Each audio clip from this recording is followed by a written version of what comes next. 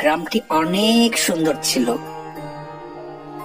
সেই গ্রামে একটি মেয়ে ছিল যার নাম ময়না। সে ছোটবেলা থেকে অনেক দুষ্ট ছিল।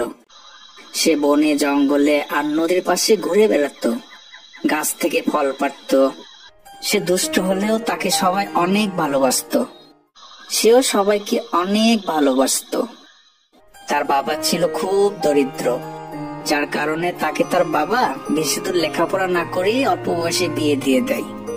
কিন্তু তার বিয়েতে যৌতুক না দেওয়াতে তাকে তার পরিবার সহ তার স্বামী তাকে অনেক মারধর করে। কিন্তু এই ব্যাপার সে কাউকে বলতে পারে না, এমনকি সে তার পরিবারকেও জানাতে পারে না। অনেক কষ্টে তার দিন কাটাতে লাগলো। একদিন ময়নাকে তার শ্বশুর বাড়ি থেকে বের করে দেই। সে অনেক অসহায় হয়ে পড়ল।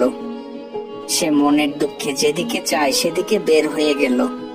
তারপর সে হাঁটতে হাঁটতে পৌঁছে যায় এক জঙ্গলের কাছে।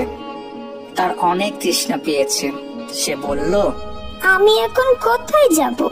আমি তো এ পথ চিনি না।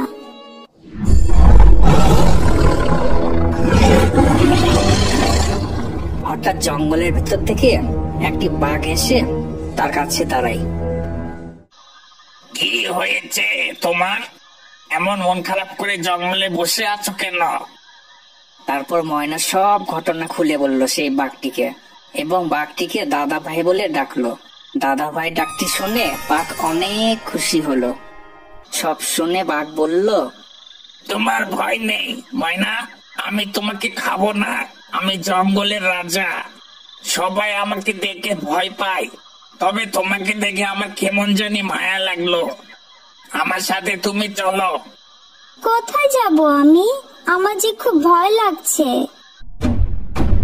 আমার আস্তানায় চলো। কোনো ভয় নেই দিদি, তুমি আমাকে ভাই বলেছো, তাই আমি অনেক খুশি হয়েছি। তারপর ময়না আর সে বাঘটি জঙ্গলের ভেতর দিয়ে হাঁটতে লাগলো। পথে দেখা হলো এক বানরের সাথে। বানরটি বলল, ও বাঘ সর্দার, ও বাঘ সর্দার, এই মানুষটি কে? কোথায় পেয়েছো তাকে? বাঘটি বলল, এ আমার এক বোন, ওর নাম ময়না। সে আমাকে ভাই বলে ডেকেছে এবং সে অনেক অসহায়, তাই তাকে আমার আস্তানায় নিয়ে যাচ্ছি। বানরটি অবাক হলো এবং ময়নাকে কিছু ফল দিল খেতে।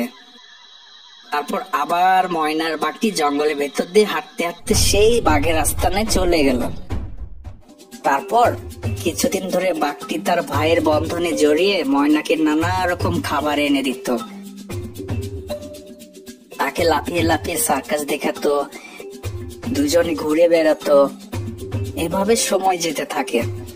এরপর একদিন বাঘ বলল, চলো ময়না, তোমাকে শ্বশুর বাড়িতে দিয়ে আসি।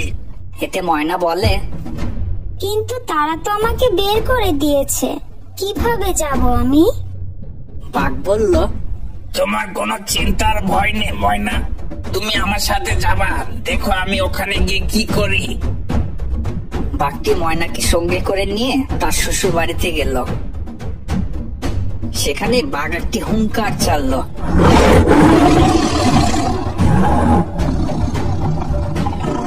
বাঘের এই ডাকে ময়নার শাশুড়ি আর বর খুব ভয় পেল। বাঘটি বলল, এরপর আর কখনো তোমরা ময়নাকে কষ্ট দেবে না। সে আমার এক বোন, আমি মাঝে মাঝে এখানে তাকে দেখতে আসবো।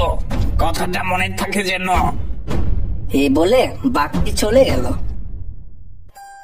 এরপর ময়নার আর কোনো দুঃখ থাকলো না।